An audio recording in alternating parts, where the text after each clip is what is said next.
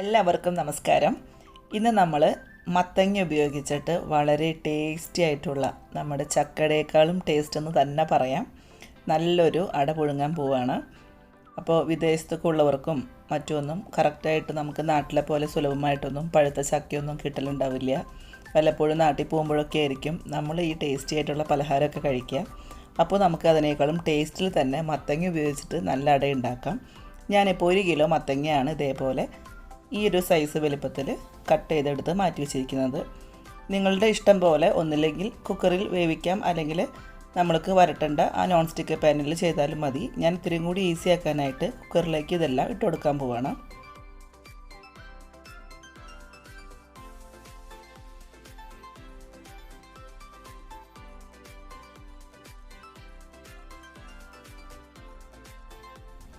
ഇനി ഇത് വേവിക്കാനായിട്ട് നമുക്ക് ഒരുപാട് വെള്ളമൊന്നും ഒഴിക്കേണ്ട ആവശ്യമില്ല. കാരണം എല്ലാവർക്കും അറിയാം മത്തങ്ങയിൽ ഒരുപാട് വെള്ളത്തിൻ്റെ അംശമുള്ളതാണ്. അപ്പോൾ ഒരു 1/2 ഗ്ലാസ് വെള്ളം ഒഴിച്ചാൽ മതി.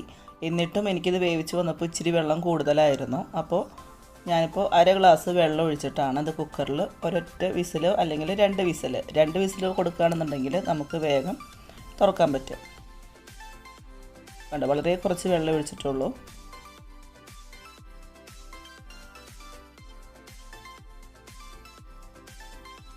ഇനി ഇതിവിടെ 2 വിസിൽ വന്നത് വേവട്ടെ.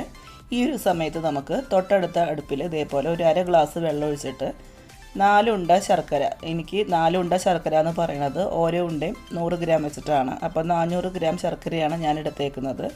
അപ്പോൾ പ്രത്യേകം ശ്രദ്ധിക്കുക, നമ്മളെടുക്കുന്ന മത്തങ്ങയുടെ മധുരത്തിനനുസരിച്ച് വേണം നമുക്ക് ഈ ശർക്കര ആഡ് ചെയ്യാനായിട്ട്. അപ്പോൾ ഞങ്ങൾക്ക് പൊതുവേ ഇത്തിരി മധുരം ഇഷ്ടപ്പെടുന്ന ആൾക്കാരായതുകൊണ്ട് ഞാൻ 400 ഗ്രാം ശർക്കരയാണ് 1 കിലോ മത്തങ്ങയ്ക്ക് വേണ്ടിയിട്ട് എടുത്തേക്കുന്നത്. നല്ല കറുത്ത ശർക്കരയാണ് ഇതാ. അപ്പോൾ ഇത് നമുക്ക് മറ്റൊരു അടുപ്പിൽ നന്നായിട്ട് മെൽറ്റ് ചെയ്യാനായിട്ട് മാറ്റി വയ്ക്കാം. അപ്പോൾ ശർക്കരയൊക്കെ നന്നായിട്ട് മെൽറ്റായിട്ട് വന്നിട്ടുണ്ട്. ഇനിയിപ്പോൾ അതവിടെ ഇരിക്കട്ടെ. അപ്പോൾ നമ്മളുടെ മത്തങ്ങയും അങ്ങനെ വിസിലൊക്കെ വന്നു തുടങ്ങി. ഇനി നമുക്ക് മത്തങ്ങ തുറന്ന് നോക്കാം. ഇതാ നന്നായിട്ട് വെന്ത് ഒന്ന് ഇളക്കിയാൽ മതി, അപ്പോഴേക്കും അത് ഉടഞ്ഞ് നല്ല പാകത്തിനായിട്ട് വന്നിട്ടുണ്ട്. ഇനി നമുക്കിതെടുത്ത് മാറ്റിയിട്ട് അത്യാവശ്യം വലിപ്പമുള്ളൊരു പാനാണ് ഞാനിപ്പോൾ വെച്ച് കൊടുത്തേക്കുന്നത്. ഇതിലോട്ട് നമുക്ക് ആ വേവിച്ച മത്തങ്ങ മൊത്തം ഇട്ട് കൊടുക്കാം. ഞാൻ ഇത്ര വലിയ പാൻ എടുക്കാനായിട്ട് കാരണം ഇത് നന്നായിട്ട് പൊട്ടിത്തെറിക്കും, ഒരു മയമില്ലാണ്ട് പൊട്ടിത്തെറിക്കുന്നുണ്ട്. അതുകൊണ്ടാണ് ഞാൻ ഇത്തിരി കുഴിയുള്ള പാൻ നോക്കി എടുത്തേക്കുന്നത്.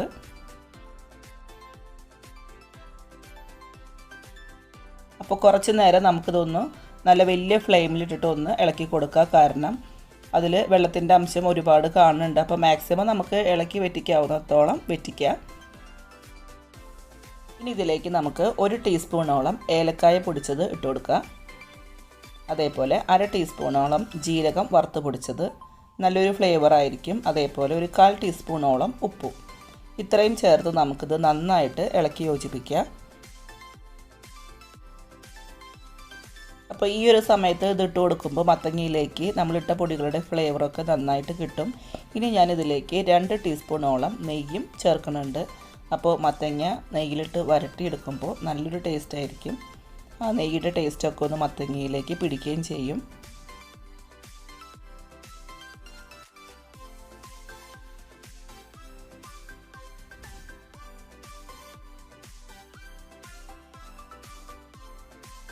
അപ്പോൾ കുറച്ച് നേരം നന്നായിട്ട് ഇങ്ങനെ ഇളക്കുക, ഒരു 3-4 മിനിറ്റൊക്കെ മതി. അതിന് ശേഷം നമ്മൾ മാറ്റി വെച്ചിട്ടുള്ള ശർക്കര നീര് ഇതിലേക്ക് അരിച്ച് ഒഴിക്കുക.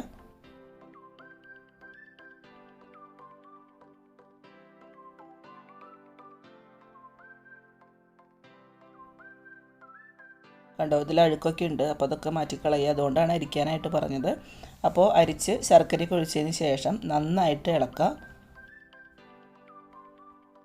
നമ്മൾ പായസത്തിനൊക്കെ വരട്ടുമ്പോൾ പൊട്ടിത്തെറിക്കണേക്കാളും ഒരു മര്യാദ ഇല്ലാണ്ടാണ് ഇത് പൊട്ടിത്തെറിക്കണത്. കണ്ടോ, കണ്ടാൽ തന്നെ അറിയാം. അപ്പോൾ നമുക്ക് ഇത് ഇനി മത്തങ്ങ വരട്ടിയിട്ടാണ് സൂക്ഷിച്ച് നമുക്ക് കാലങ്ങളോളം ഫ്രീസറിൽ സൂക്ഷിക്കണം എന്നുണ്ടെങ്കിൽ നമുക്ക് ഇത് നന്നായിട്ട് വരട്ടിയെടുക്കാം. നമ്മളിപ്പോൾ ഇപ്പോൾ തന്നെ അട ചുടാനായിട്ട് ചെയ്യണത് കൊണ്ട് ഞാൻ അതിലേക്ക് ഫ്ലെയിം നന്നായിട്ട് ലോ ആക്കി. അതിന് ശേഷം ഞാൻ ഇപ്പോൾ 2 കപ്പ് അരിപ്പൊടിയാണ് എടുത്ത് വെച്ചേക്കുന്നത്. ആദ്യം ഞാൻ 1.5 കപ്പ് ഇട്ട് കൊടുക്കുകയാണ്. ഇനി നമുക്ക് ഫ്ലെയിമൊക്കെ ഓഫ് ചെയ്യാം. അതിന് ശേഷം പൊടിയിട്ടതിന് നന്നായിട്ട് ഇളക്കി യോജിപ്പിക്കുക. അപ്പോൾ പോരാന്ന് തോന്നിയപ്പോൾ ഞാൻ 1/2 കപ്പും കൂടി പൊടി ഇട്ട് കൊടുക്കുന്നുണ്ട്.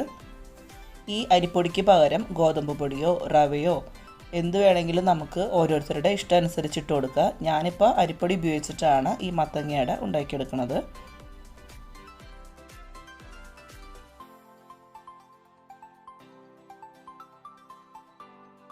ഇനിയിപ്പോൾ ഞാനിതിലേക്ക് ഒരു 1/2 കപ്പ് തേങ്ങ ചിരവിയതും ഇട്ട് കൊടുക്കുന്നുണ്ട്.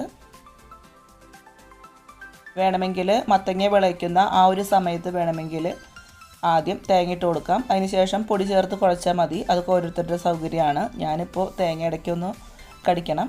ഇടയിൽ ഞാൻ അട ഉണ്ടാക്കുമ്പോൾ പച്ചത്തേങ്ങയൊന്നും ഇടണില്ല. അതുകൊണ്ടാണ് ഞാൻ ലാസ്റ്റ് തേങ്ങ ഇട്ടേക്കുന്നത്. ഇനി നന്നായിട്ട് ഇളക്കി യോജിപ്പിച്ച് തണുക്കാനായിട്ട് മാറ്റി വയ്ക്കാം.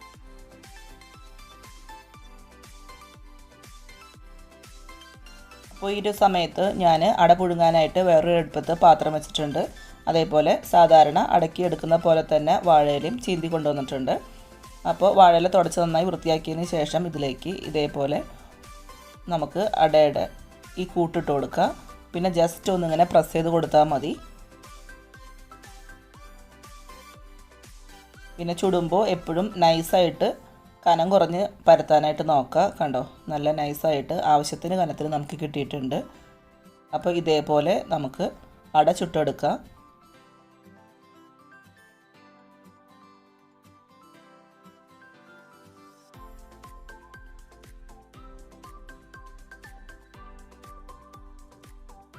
നമ്മൾ അടയുടെ ഇടയിലൊന്നും തേങ്ങ ഇടുന്നില്ല എന്നുണ്ടെങ്കിൽ ഇതേപോലെ ചെയ്ത് കഴിഞ്ഞാൽ നമുക്ക് വേഗം വേഗം അട പരത്താനായിട്ട് സാധിക്കും, ഈസി ആയിട്ട്. ഞാനപ്പോൾ ചക്കയുടെയും ഈ മത്തങ്ങയുടെയൊക്കെ ഇതേപോലെയാണ് ഈസി ആയിട്ട് വേഗം പരത്തിയെടുക്കുക. കണ്ടോ, അപ്പോൾ ഞാൻ ഇതേപോലെ എല്ലാം ആക്കി വെച്ചിട്ടുണ്ട്. ഇനി നമുക്ക് ഓരോന്നും ഈ പാത്രത്തിലേക്ക് ആവിയിൽ വെച്ച് പുഴുങ്ങിയെടുക്കാം. അട വേവാനായിട്ട് എല്ലാവർക്കും അറിയാം, ഒത്തിരി സമയമൊന്നും വേണ്ട. പ്രത്യേകിച്ച് നമ്മൾ അത്യാവശ്യം ചൂടോട് കൂടിയിട്ടാണ് അരിപ്പൊടിയൊക്കെ അതിൽ ചേർത്തി കൊടുത്തത്. ഇനിയിപ്പോൾ നമുക്ക് ഈ മത്തങ്ങയുടെ ഈ വരട്ടിയെടുത്തത് നമുക്ക് കാലങ്ങളോളം സൂക്ഷിക്കണം എന്നുണ്ടെങ്കിൽ നമുക്ക് തേങ്ങയൊന്നും ചേർക്കാണ്ട് മത്തങ്ങ നന്നായിട്ട് ആ പൊട്ടിത്തെറിക്കുന്ന പരുവല്ലേ, നന്നായിട്ട് അത് മാക്സിമം നമുക്കാവുന്ന വിധത്തിൽ വരട്ടി പൂർണ്ണമായിട്ടും തണുത്തതിന് ശേഷം കൊച്ചു കൊച്ചു കണ്ടെയ്നറുകളിലാക്കിയിട്ട് നമുക്ക് ഫ്രീസറിൽ സൂക്ഷിക്കുക. ഒരിക്കലും ഫ്രീസറിൽ സൂക്ഷിച്ച സാധനം നമ്മൾ ഫ്രിഡ്ജിൽ താഴേക്ക് എടുത്ത് വെക്കരുത്, അത് പെട്ടെന്ന് തന്നെ പൂത്തു പോകും. അപ്പോൾ നമുക്ക് ആവശ്യമുള്ളപ്പോൾ ഇതേപോലെ നമുക്ക് അടയുണ്ടാക്കാം. അപ്പോൾ എല്ലാവരും ഇത് തീർച്ചയായിട്ടും ഉണ്ടാക്കി നോക്കാം. ചക്കയുടെ ഇഷ്ടപ്പെടാത്ത ഒരുപാട് പേരുണ്ടാവും, ചക്കയുടെ മണമേ കേൾക്കുമ്പോൾ താല്പര്യമില്ലാത്തവരുണ്ടാവും.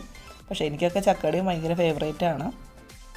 സാധാരണ നാട്ടിൽ പോകുമ്പോഴാണ് ചക്ക വരട്ടിയതും ചക്കയുടെയൊക്കെ കഴിക്കാനായിട്ട് സാധിക്കാറ്. അപ്പോൾ ഇതുണ്ടാക്കി നോക്കുക. ഇത് ചക്കയുടേക്കാളും വലിയ നല്ല ടേസ്റ്റാണ്. അതേപോലെ ചക്ക വെട്ടിപ്പൊളിച്ച് നമുക്ക് ചക്ക എടുത്ത് വരട്ടി അത്രയും പണിയൊന്നും ഇല്ല. ജസ്റ്റ് നമുക്ക് കറിക്കൊക്കെ അരിയുന്ന പോലെ മത്തങ്ങ നുറുക്കിയെടുത്ത് കുക്കറിൽ വേവിച്ച് പെട്ടെന്ന് വരട്ടിയെടുത്ത് നമുക്ക് വയ്ക്കാവുന്നതാണ്. അപ്പോൾ ഞാനിതൊന്ന് ടേസ്റ്റ് ചെയ്ത് നോക്കട്ടെ.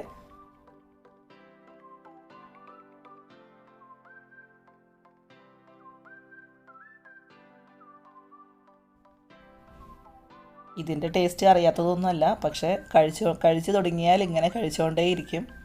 നല്ല സൂപ്പർ ടേസ്റ്റാണ്. അപ്പോൾ അടുത്ത ആഴ്ച നമുക്ക് വീണ്ടും നല്ലൊരു റെസിപ്പിയുമായിട്ട് വീണ്ടും കാണാം. അതുവരെ എല്ലാവർക്കും നന്ദി, നമസ്കാരം.